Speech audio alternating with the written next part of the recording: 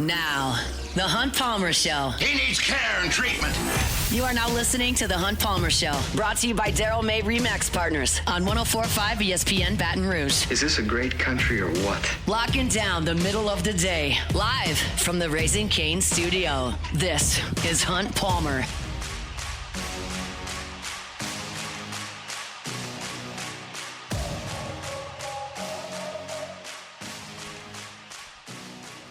Tuesday edition of the Hunt Palmer Show, brought to you by Daryl May of Remax Partners. We'll talk Sharief Ishaq on the Saints coming up in 30 minutes. I got an LSU baseball question to get to in 15 minutes here. Somebody asked me for the top 5 LSU baseball players I have watched play in person at LSU. I've wrote it for the LouisianaSports.net mailbag, and I'll talk about that in 15 minutes. But for right now, Colin Jeter, LSU Alumni Association, former Tiger tight end, is here with us. How are you, sir? Doing good, man. We're here. Saints got to win this weekend. Yes. So all's well. We're on another week. Both Tigers won in the Smoothie King Center back on Saturday, so that was a good thing. Ran into you there. They both looked good. Yeah, I thought so too. It was really fun to watch. I thought both teams played great. Obviously, Kim Mulkey's squad, they're rolling through their schedule so far. Then the men's basketball team to get that big win against SMU. I think they may propel us to have a strong season as we go. I'm hoping so. Let's talk a little bit of football. I'm curious about this. I want to hear your perspective on this. You did not grow up an LSU guy, correct? That's You're correct. in Texas, like whatever, and so then you go play at LSU. Like I dyed in the wool LSU. I'm 5 years old in Tiger Stadium. My dad, whole deal. So I despise everyone in the SEC. I don't know if you harbor that kind of resentment to everyone in the league, but I'm curious your thoughts on the outcome of, like, do you care if A&M wins some playoff games? Do you care if Ole Miss wins some playoff games? Do you root hard against Alabama? I think it's one of those things when you take like it's always the matchups when you get to bowl season, playoffs. It's always about the conferences. You know, it's like, oh, well, the SEC lost all these conference games. So in that aspect, I like to see us beat up as a conference. However, if A&M or Bama or whoever else is in it doesn't win the national championship, it's not going to break my heart. So that's not as impassioned as I want it to be. Like, Look, here's the way I think about it. And trust me, you actually played for the school. I'm just Joe fan over here. But, like, I have an elite feeling toward LSU where they stand in the pantheon of college football. LSU in this century has won 3 national championships, has played for a 4th. I look at LSU on par with Alabama, on par with Clemson, on par with Ohio State and Michigan, Georgia, those programs. And I feel like I need to pat A&M and Ole Miss on the head. Like, you've never been to the SC championship game. You've never won a national championship. You've never played for a national championship. Like, I don't want them joining the club. I want to keep my sense of superiority that I haven't earned at all, other than the fact that I just grew up in an LSU house and went to school there. You actually played. Like, do you don't feel that way at all? No, I certainly like the level of us, feeling as an elite program over everyone else. I'm just saying in general, when you got these Big Ten, you got the busting with the boys guys trying to talk trash about SEC and all this kind of stuff. It's just kind of nice to say, oh, well, we smoked y'all this year in the bowl games. But personally, as a program, I hope LSU dominates everybody, and I hope we win every national championship, and I don't think anybody really compares. And me personally, growing up in Texas A&M country, I enjoy beating down those guys, and I'd love to see them not win a national championship. So that's where I'm at. How would A&M change if they went on a run here? And, like, how would that fan base change? Because, like, nobody that wears those goofy rings and does all their goofy stuff, none of them have ever seen them win anything of significance. Like, none of them. The 75-year-olds, the 13-year-olds, like, never won anything of significance. Would it change how they're viewed and how they feel over there in Laggieland if they got it done? I think the cult would only grow stronger, which is what I fear. We don't want it's that. already bad enough. So if they got a national championship on their belt, man, that'd be bad news. So I hope it doesn't happen. What if Ole Miss won the national championship? What would that mean for Lane Kiffin? It's such an odd question. I really don't think they'll win it. I think he has a lot to do with their program, obviously. That'd be a weird scenario. Would he claim it as one of his championships because it's his team? I mean, it's interesting. The question is, like, would he get a ring? And I think the answer is that someone over there would send him one and tell him, please don't put this on Twitter. I realize you're playing with fire doing that because Lane just does everything to troll everyone all the time, and he would probably put it on Twitter anyway. But, like, the radio broadcast team gets a national championship ring when LSU wins one. So You got it. The coach that put the team together and coached him for 12 games, I would think would get one. But you understand the circumstances that led to him being gone, and maybe not. Like, I don't know. Yeah, and I think deep down, everybody knows who built the program, and everyone knows who was behind the mastermind of the offense, all that kind of stuff. So it'd be one of those things like, sure, kind of like vacated wins. Like, okay, yeah, you can take my wins away, but we still stomped y'all when it came down to game day. So I feel like that's where he'd be at. Of those three teams, and I'll toss Oklahoma in there as well. So take Georgia out, but the SEC teams, Ole Miss, Oklahoma, Bama, and A&M. Like, who do you think's got the best chance to make a run? I hate to say it. I think it might be A&M just because they have a dominant defense that can run the ball and their quarterback can make plays off of that. And he's athletic. I think they're probably set up the best as opposed to, I think Ole Miss obviously has a great offense. Bama's been just so up and down this year. It's kind of tough to read them. Looks terrible. They look terrible against Auburn. They look terrible against Georgia. They just look terrible against Oklahoma. Yeah. They just look terrible to me. And then Oklahoma, I think, is another team with a great defense, but I just don't think offensively.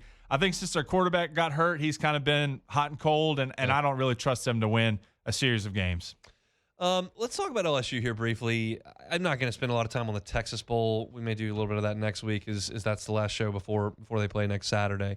But I'm curious your thoughts on Blake Baker staying and what that may do for the continuity of a lot of the young players on the defense. There's a lot of old players on defense that are going to move on. Like Mansour Delane's gone, West Weeks is gone, AJ Halsey's out of eligibility, so is Jacoby and Guillory, and like some of those guys are going to move on. But do you feel like that LSU should be able to keep around a lot of the young defensive players and kind of make that some continuity moving forward into the Kiffin era? Yeah, I would think so. And I think it's huge to be able to retain your coach and retain your system, more importantly. I mean, a lot of times you'll see with D coordinators, they like to run a 4-3 system where there's 4 down linemen, and some like to run a 3-4 where there's 3 down and there's 4 backers with the outside backers. And it kind of changes a lot of what you do, both on the front and the back end. So to be able to have Blake stay and be able to keep that system and keep the players who he's recruited to fit that system, I think is huge for them to continue to develop. I mean, you see it all the time. More on the offensive side, you always hear about these quarterbacks. It seems to be more in the NFL where they're like, man, they've had 4 coordinators in 5 years, and they're just can't seem to get a system going, and they struggle because of that. I think anytime you have players, especially for the short time span you have them now, 2 to 3 years on campus seems like, to be able to keep them under the same system, I think is huge for their development. This is something that I hadn't thought of, and then when you were answering that question, I kind of considered it. Like, how much does the defensive change players week in, week out change? Being the offensive-minded head coach is new, but they still got the same defensive coordinator. Does that kind of keep their day-to-day the same? Or because there's a new head coach, like a lot of stuff does change? I would think your practice might be framed differently now, just based on what Kiffin wants to do. And certain, you have different periods of practice where you do, all right, we're going to do inside drill. We're going to practice kind of the run side of the game. We're going to do 7-on-7 pass, work on the passing game. Then we're going to mix different situations. That will change depending on what Kiffin wants to do. But with Blake, when it comes to his individual periods, his defensive team periods, I would imagine that would stay the same. Because he wants to build his defense the way he wants to do it, and he kind of wants to, I'm sure, as the week goes on, progress and build up that game plan for Saturday. So I would think that stays the same. And you keep Jake Olson around. You theoretically keep Corey Raymond around. You keep Blake Baker around. You keep Kevin Peoples around. It just feels like the guys on the defensive side of the ball are not going to go through as big a change as the offensive guys who are in for a completely new world. Yeah. I think offense, who knows? There's a whole lot of change coming in. I'm sure they're going to evaluate the players they have now, how well they fit the system they want to run in the future. So that'll be a lot of change. But defensively, I would think a lot of it maintains. As far as this goes now, they're out of finals. They've just got the bowl game. They're going to travel here a little bit. Like, what are your memories of bowl week around Christmas and no school and kind of finishing the season with the guys? Well, it all depends if you have intercession or not. Because if you have intercession, I took accounting during intercession, which was 4 hours a day, 6 days a week for 2 weeks. It's pretty miserable. That's awful. It was the worst. But if you're not in that, or you're in perhaps an easier intercession class, yes, it's great. You kind of hang out, you sleep in, you go to workout, you go to eat, you go to practice, hang out with the boys. It's a good time. I talk about that with the baseball players because they finish finals right before the last week and a half of the season, and then they've got a week, and then they've got the SC tournament, and they got regionals, and there's no school. None of those guys are in school at all, and it's just ball and hanging out with the guys, and it's kind of the same thing in a sense with the football team, but I guess if you have an intercession class. So tell me about those days. You had accounting at 8 in the morning. Yeah, you'd show up. It was 8 a.m. to noon accounting, which is Gross. just talk Gross. about. It was the worst, especially on Saturdays too. And the worst part would be your boys are texting you all day, like, "Hey man, let's go grab Kolache Kitchen, let's do this," and we're like, well, I'm sitting here looking at numbers all day, so not so fun. At like and then you show up at noon and you do a workout, and then you do meetings and practice, and you're done at 5 or 6 o'clock, and then you go hang out for a little bit, go to bed, and do it all over again the next day. I think I took an intercession course, but it certainly wasn't accounting. No shot. Yeah, and I did very poorly in accounting. It's a crash course for sure.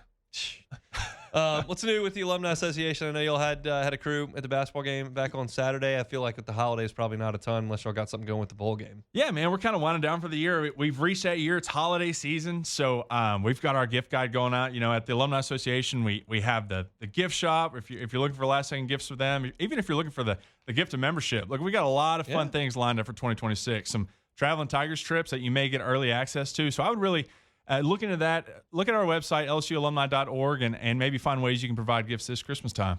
Absolutely, lsualumni.org. Colin Jeter with us on Tuesdays. We'll talk LSU Houston and the Texas Bowl next week if you want to come hang out. Let's do it. I'm ready. I'll bring my cowboy hat. Absolutely. Let's talk some LSU baseball. 5 best players I've seen at LSU. Somebody asked me this morning. I'll talk about it. It was very difficult to do, but I narrowed it down. We'll do that next. The Hunt Palmer Show. Highland Insurance Group, HighlandIG.com is the website. Jonathan Carver and his team, just phenomenal folks to work with in the insurance game. They've got your commercial, property, and casualty covered. They've also got benefits as well. They can be a part of your team.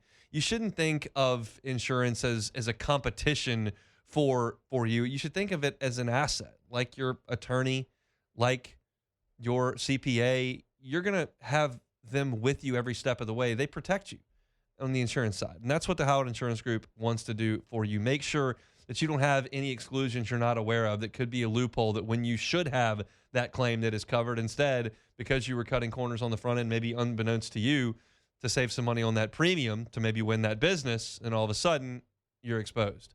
That's never going to happen to you at the Howard Insurance Group, because you don't know when that hurricane's coming. You don't know when that car accident's coming, when that lawsuit's coming, when that employee is going to click the wrong email, and all of a sudden you've got a cyber breach. All that is preventable and coverable with insurance, and the Howland Insurance Group can help you out with that.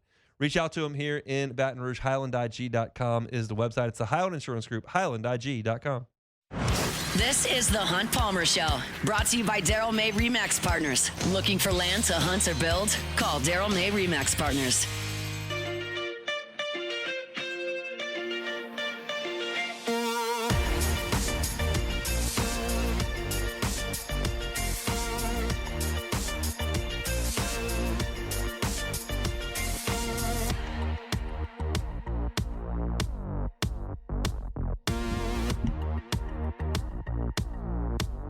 All right, so this morning I tossed out the opportunity for a mailbag for LouisianaSports.net. So just send me any questions, baseball, basketball, football, whatever you got, and we'll get to them in a mailbag for LouisianaSports.net. It's a bit of a filler segment. I'm fully will admit that, but I do think that it gives the opportunity for the listeners to engage and for some topics to pop up that I wasn't necessarily considering talking about. And guess what? That did happen because I got a great question from Cajun Guy 000, also Justin Ray 8400, whichever you prefer. But it said top 5 LSU baseball players you have watched play at LSU. So I took that literally. Top 5 LSU baseball players you have watched play at LSU. So I was born in 88. I'm going to scrap everybody pre-1998. I don't have any frame of reference for Ben McDonald, who played when I was born. I don't have a lot of frame of reference for Eddie Furness. I remember when he played at LSU, but I don't know that I ever really watched him outside of the College World Series.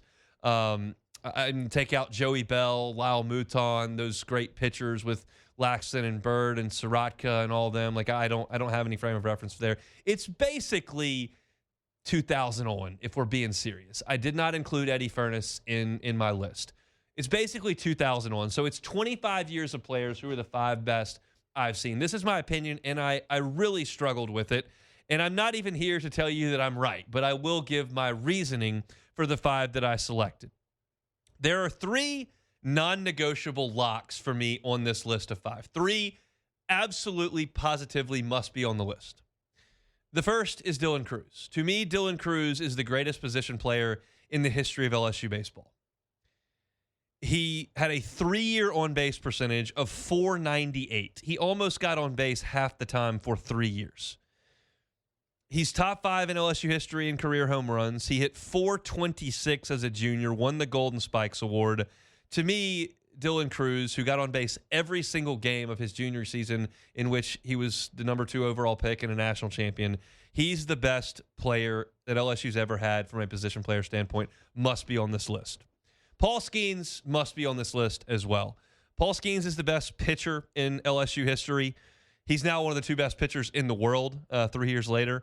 In his one season at LSU, he set the SEC strikeout record that Ben McDonald had held since 1989.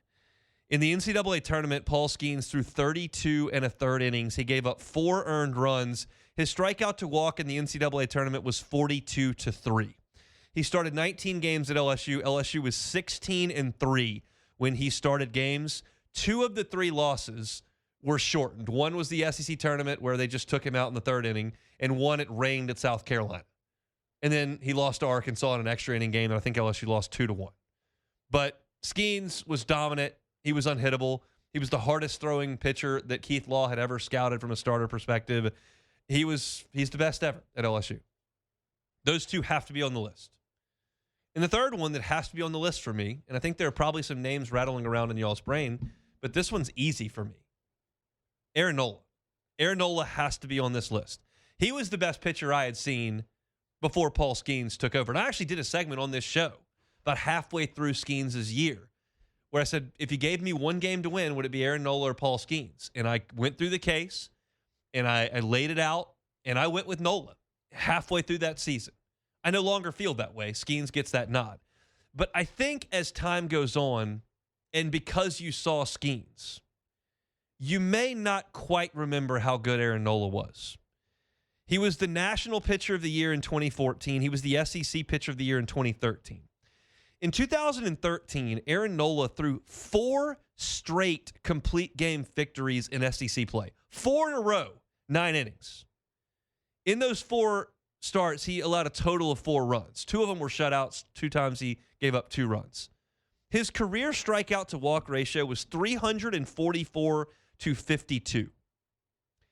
In his NCAA tournament games, LSU was 5-1, and the one loss was a 2-1 loss in Omaha to UCLA, where both Bruin runs were unearned.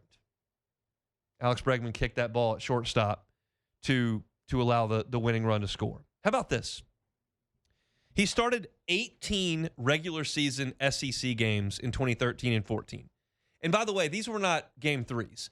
Aaron Nola was taking the baseball in game 1 of SEC weekends. He did it 18 times. Do you know what LSU's record was in those 18 games when Aaron Nola started in regular season SEC games? 17-1. The one loss was 2-1 at Florida. 17-1 when Aaron Nola started. He was brilliant. He threw strikes. He struck guys out. He went deep into games. One of the most Herculean efforts I've ever seen from an SEC pitcher, an LSU pitcher, was when Christian Ibarra couldn't field a ground ball in the first inning against Sam Houston in the Marshall game of the Regional in 2013, and Aaron had to throw 40-plus pitches in the first inning, and he still got through 7 innings of that game. A week later, he stared down Jonathan Gray, the most dominant pitcher in the nation outside of Aaron Nola, and beat him through a complete game shutout. Complete game shutout. Guy was a superstar at LSU, and Skeens was more dominant and threw harder, but Aaron Nola was that dude. So those 3 guys, Cruz, Skeens, and Nola, non-negotiables for me on this list. The last 2, I will listen to plenty of arguments. I'm going to give you mine. I'm not going to tell you that is definitively correct. Those 3, I'm not listening to another argument. Cruz, Skeens, and Nola have to be on it. I got 2 more. I'm going with Brad Cressy. I know he finished his career in 2000, but I did watch him play. I was at the Super Regional in 2000. I came to a weekend series in 2000. I think the question was asked that I've seen play, and I saw Brad Cressy play in person. I saw him play 5 games, so I think I can count that. He hit .324 over 4 years at LSU. He hit 78 home runs, which was second all time, 257 runs driven in at LSU. He's got 2 of the top 5 RBI seasons in LSU history, and as a senior, hit .388 with 30 home runs and 106 runs driven in. He was an All-American. He's a national champion. He had the moment. Not a great defender, but an elite hitter, one of the best in LSU history. You can compare him with Eddie Furness. You can compare him with Todd Walker, who I didn't see. You can compare him with some other guys. But as an offensive player, I'm going to go with Brad Cressy as a top 5 player that I've seen at LSU. That final season, .388 with 30 homers. That's pretty loud. I know what era it was. I know what the bats looked like. That guy was a star. And the indelible moment I have in person of Brad Cressy was in the Super Regional against UCLA. He came up. I think it was game 1. Might have been game 2. I don't remember. But I was young. I was 12. But he was digging in, and either Terrio or Fontenot were on first, and they threw a wild pitch, and the runner moved to second. And my dad looked at me and said, they really should walk Cressy. Got a base open. They really shouldn't pitch to him. And they pitched to him, and he hit a line drive home run that was about 11 feet off the ground toward Nicholson in right center field at the old box. That's burned into my brain from Brad Cressy. I've got Cressy in there in the 4th slot. And then there's a lot of options for number 5. Lot of options. I considered plenty of them, and I'll go through some of the names I considered. And I settled on one that I don't think will get anywhere near unanimous approval, but I feel good about it, and I'll lay out the case. Mikey Matuk is my answer. And his last season at LSU, his junior year, was marred because LSU was bad and did not make the NCAA tournament. But that season, on a 13-17 SEC team, he led the Southeastern Conference with a .383 batting average. He led the conference in slugging at .709. He led the conference in walks with 41. He led the conference in steals with 29. He reached base the last 70 games of his career. He was the SEC Player of the Year. He was a first-round pick. He was an elite defender. He had the huge moment as a freshman against Texas with the RBI single to center field in Game 1. I just feel like because of the tools, because of the production, leading the conference in that many categories on a bad team where he didn't have to get pitched to very often, I think separated him from some of the other great players. And look, I know who I'm leaving off. I know I left off Alex Bregman. I know I left off Cade Anderson. I know I left off Blake Dean, who I think was a phenomenal hitter at LSU. I know I left off Alex Lang, who was a savage in the postseason outside of the flukish Coastal game. I know I left off Kevin Gausman, Jared Jones, Trey Morgan. I know I left off a lot of great players. But to me, that's my 5.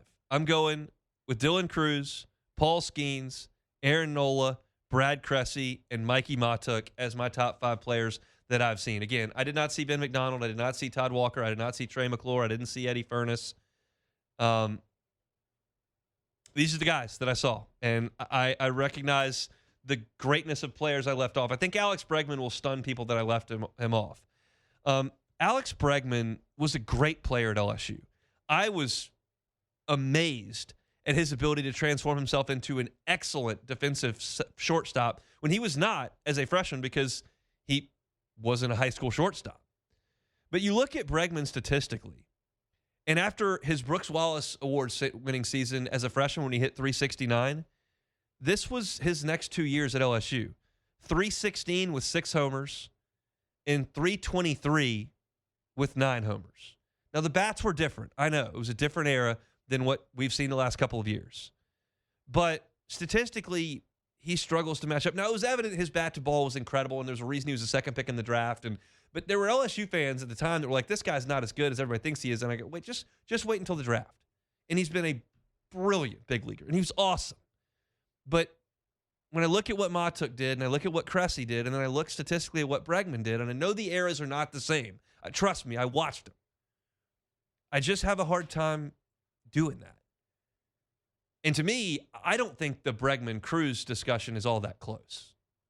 Not to me. I watched almost every game both those guys played. And I don't find it to be all that close. So I think I feel good about my 5. I'm curious where you would land on yours. I'll be looking at you the Bayou Ford chat to see. I got a Rafe Rhymes in there. No, Rafe was an awesome contact hitter and had that great season. Can't put him in there.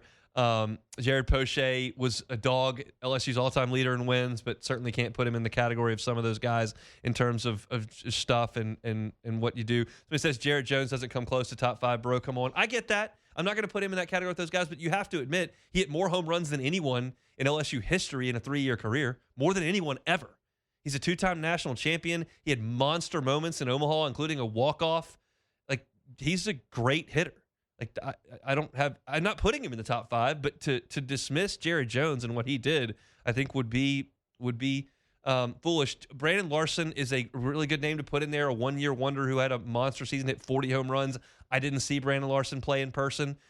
He was right before my time. I said basically we're looking at 2000, even though I put Cressy in. I saw Cressy enough to include him. Larson having that kind of year in 98 when he did, like I didn't see it.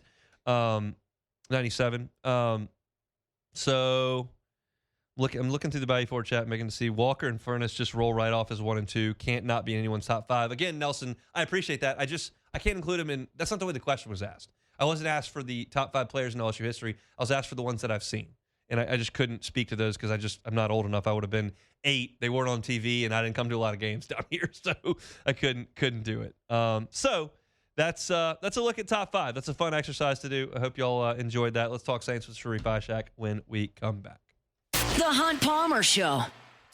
Love telling you about one of our newest sponsors. That is, of course, Fabry Chevrolet and GMC. Highway 61 in St. Francisville under new ownership. Been open since October 1st, so highly suggest you get on by. If you're looking for a Chevy, they got Tahoes, they got Silverados. It's a great time to get by and see them. If you're looking for a GMC, Sierras, Yukons, Denali's, they're all there at Fabry Chevrolet GMC. You know the Fabry family name. They've been doing business in this town for 35 years.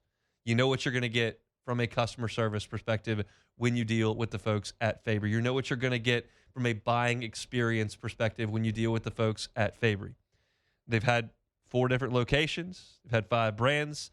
This is the newest point, Highway 61 in St. Francisville. Take that short drive up to St. Francisville and see the folks at Fabry Chevrolet GMC. You can also go over to FabryChevrolet.com and see the entire inventory right there. If you need to get some work done on your vehicle before you head on that Christmas trip with you and your family, they service all makes. Doesn't have to be a Chevy, doesn't have to be a GMC. They service all makes over at Fabry Chevrolet GMC. So go by and see them, Highway 61 in St. Francisville, under new ownership from the Fabry family. It's Fabry Chevrolet GMC.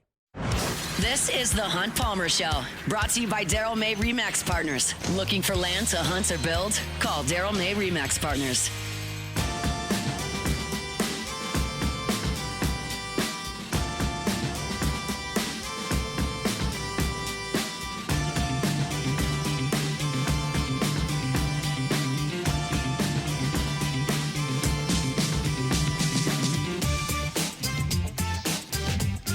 Tuesday show is brought to you by Daryl May, licensed realtor in Louisiana and Mississippi. Check him out, DarylMayProperties.com, DarylMayProperties.com. Looking for hunting land in Mississippi? Daryl May can help you out with that. Looking for a property on the Mississippi coast? Daryl May can help you out as well. Or if you're just looking to buy or sell a home in Baton Rouge, you can do that with Daryl May of Remax Partners. Sharief Ishaq, WDSU down in New Orleans, giving us a little bit of time here on this Tuesday as he does. Saints are hot, Sharief. How are we feeling? The Saints are hot. And listen to them, man. They may have a chance to finish the season with 5 straight wins. How about that? I talked about it in the first hour. Are they going to do that? I mean, like, it feels like they have so much momentum. I don't know, man. I mean, it feels like there's like a game in this last 3 games that can trip them up. But the way they're playing, like the way Tyler is playing at the end of games like that, man, right now it's kind of hard to bet against them. And the schedule the next 2 games are against teams who are seriously in the tank and trying to take even harder these last few games. What's been more impressive to you, Tyler Shuck, the way he's handled himself in making winning plays, or the defense with the consistency they've shown week in and week out to keep their team in the game while the offense has come along? I'm going to go with Tyler Shuck. Okay. I mean, because they've been looking for that quarterback. Remember, that's like been the big question mark all offseason, if it would be Rattler or Shuck, and they went with Rattler, and it's like, oh, man, they're going to need to draft a quarterback. Things are looking bad. Shuck comes in, ignites them, does, all right in his first start against the Rams, and then he wins that game in Carolina, and then he comes back and wins back-to-back games his last 2 weeks against one of the teams that will win the NFC South and does it in clutch fashion at the end of games. It's Tyler Shuck. I mean, he's just built for the clutch moment. I mean, all that college experience certainly has helped him and getting to this point of his career that's just starting. It's impressive, Hunt. I mean, what he did on the last 2 drives against the Panthers was just unreal, going 8 of 11 for a $121 in that touchdown pass to Olave. And he put his body on the line and slid at the end of the game to set up that field goal. Even though he said he kind of flopped and faked it a little bit to get the 15-yard penalty. But the guy is really picking up momentum, and he's picking up confidence with each game so far. So I heard Chase Young's comment saying that Tyler Shuck may be that dude. And do you sense that his play the last couple of weeks has lifted the morale in that locker room with that team, and that they feel like they may have their leader? Yeah, I mean, you heard DeMario say it after the beat the Bucs. He has that it. Yeah. Now you hear Chase Young say those things about him. Yeah, they have his back. I mean, Olave's a big fan of his. The whole team just has rallied around him so far. I know it's only 6 starts, but it's been an impressive start to his young career in the NFL, and I think it's just really given them a little bit of confidence, and it's given them a little bit of happiness so far, just at least in this season, and now they're looking toward the future with Tyler Shuck. If he keeps this up, which I think he's going to really keep it up, and he's going to continue to grow in many different areas. He's still got a lot of room to grow, which is a good thing if he's playing this well right now through each game that he starts with room to grow. Have you seen enough from Devon Vele to feel a little bit better about that trade? I know that the injury may keep him out the last 3 games, may not, but it's been a nice little breakout here for him over the last 3 weeks. And it's just sucked to see him in the sling after the game. That's tough. It's tough, man. And man. I mean, I was starting to see that pick was worth it, the 4th and 7th round pick. But that's the last thing you want to see is him be out for the last 3 games, especially the chemistry he and Tyler were building on the field. But yeah, it almost feels like that he's become like that. I hate to say it. I mean, I don't hate to say it, but I mean, it's such a crazy comparison to see he is Tyler Shuck's Marcus Colston. The way he's able to be a good possession receiver, he's gone over the middle and has been very big for Tyler on 3rd downs. And that's the type of player you need whenever you need a big 3rd down play. That's the type of receiver this team has been looking for quite some time. And physical, get open over the middle of the field, nice hands, he can use his body whenever he's going to get hit. So I've been proven wrong, to be honest with you. A few weeks ago when you asked me this question, I wasn't sure. Now I'm really sure. It's just unfortunate that he got hurt. How about Charlie Smith? About that story, about the moment and the future? That's cool. I mean, going from the primary teacher of, getting his degree and like the master's degree and being a teacher to booting a 47-yard field goal. He wanted it to be much farther than that. I think he was looking for 60 yards. He was a little upset that it wasn't farther than 47. He's a good storyteller, man. It's funny to hear him talk. I know it's hard to understand him at times, especially he starts talking fast and you can't hear some of the words he's saying. But man, it's just a cool story. It really is a cool story. He's been sitting on a practice squad since last year, finally gets his chance, man, and he steps up and just hammers that ball home. And it could have been good from 65, probably the way that thing was rising when it was put to upright. But look, he's just part of he's just part of that class, part of the class of, hey, we're looking ahead to the future. We're building, and we're just hoping we pick these right players in the draft class. We're hoping we have the right kicker who's been on our practice squad. And it was a good moment for him and a good moment for the Saints fans in the Dome. And he says that's all he wants to do, man. He wants to stay here. He wants to play here. He wants to make the fans happy because he knows how much this team means to the city. Home game, Jets, noon on Sunday. How important is this game to New Orleans? It just feels like the next 2 would be really stubbing your toe when you're trying to create something. How important is winning the next 2? I think it's how important is it for the next 2 teams to lose the next 2. Those 2 teams are trying to finish in the top 3, top 4 draft. So look, the Jets do have a good defense, but it's just kind of falling off a bit. So I think what you're getting here with the Jets. Offense is miserable. So I know they can fight really hard and they can make it tough on teams. That's the one thing I'm worried about. Like, does this Jets team show up with their defense ready to be locked and loaded and, show that, we can handle Tyler Shuck. But I think that the momentum the Saints have right now, after these last two games, I know against the two division leaders or team tied for the division, they need to take this game a little seriously. Forget about draft picks. They need to continue to build. The offense needs to put up some points. I want to see the offense have faster starts, son. I need to see. So that's the next step in this phase for Tyler Shuck and the offense. I understand pieces are missing because they're hurt, but you have to have quicker starts, better starts, more points, be more efficient to start the game. That's what you need to see here against the Jets, against the Titans. That's what I think everyone wants to see. They want to see Kellen Paul plays consistently like he did in the last two drives early in the game. So that's what we're looking at here this week against the Jets in the final home game of the year to send the Saints fans, happy going into the offseason, knowing that their team played those last two home games very strong with W's. We'll see. Let's mention Saints and Jets coming up at noon on Sunday. All right, before we let you go, Tulane headed up to Oxford to play in college football playoff. John Sumrall on his way out, leaving $100,000 there for NIL. How much of a chance do you give Tulane coming up on Saturday afternoon?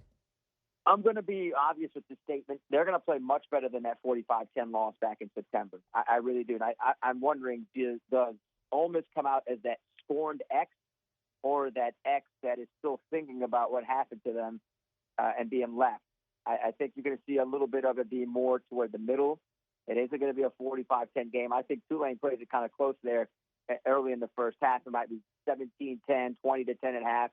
But I do think that they kind of pull away 34-20, 37-20 Ole Miss. But they're going to go down fighting. I think that both teams are dealing with their different coaching situations. But I do think that Tulane will fight strong. And it isn't going to be a 45-10 game. I know a lot of people are thinking, why is it these two teams in, JMU and Tulane? But I think Tulane will fight strong. And I think that defense will show them that they can keep them in the game. Now, it's Jake Retzloff. Situation of being a much better quarterback than he was last time when they played because he struggled. He was awful in that game in September. So he has to take advantage of the opportunity for that Tulane offense to put up some points. What are your feelings on the future of Tulane football now that John Sumrall's moving on? They've gotten 2 hires right. Can they do it a third time? That's I don't know, man. That Will Hall thing was kind of interesting to hire. He says that he is, he's going to have to prove people wrong. A lot of people in the room didn't think he should have gotten the job. That's just something he has to prove to everyone, that he could be the coach. I want to see what his staff looks like. I want to see what the players in the portal look like. I want to see how his recruiting classes look like. He can't go 14 of 30 like he did at Southern Miss. So it's going to be a quick hook. They cannot afford to go backwards. I mean, that's the issue. To be determined. I want to give him a chance. Everyone deserves a second chance to head coach. But if it goes sideways, then it's going to have David Harris is going to have to find a new coach. We shall see. All right, Sharief, we'll be watching. We'll talk to you next week. Thanks, man. You got it, buddy. Sharief Ishaq, WDSU down in New Orleans. Step aside one more time. We'll come back and close it out next. The Hunt Palmer Show. One Bath and Closets. OneBathAndClosets.com is the website. David Duvall and his team, 30 years redesigning and remodeling bathrooms and closets. Look, tub to shower conversion can be something that's quick, that's painless for you. Make it happen for you. Be done in 3 to 5 days. If you've got a tub, maybe one of those 90s jacuzzi style tubs, big, doesn't work anymore, you never get in it, get rid of it. That's a lot of space you could use for a walk-in shower.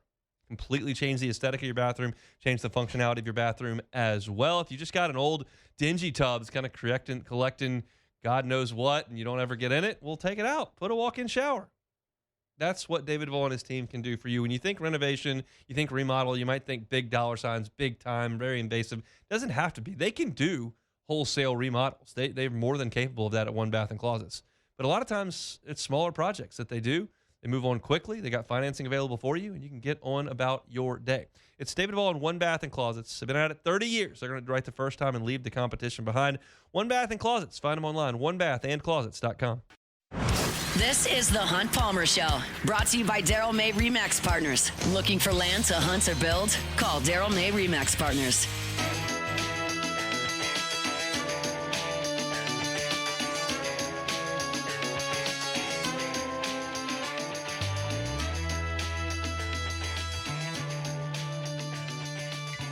Had an opportunity to sit down with the gang over at Lifetime Roofing today. Just awesome, awesome people. And they care. They care about the community. That's why they gave away a couple of roofs this year, one to a breast cancer survivor, one to an active duty military.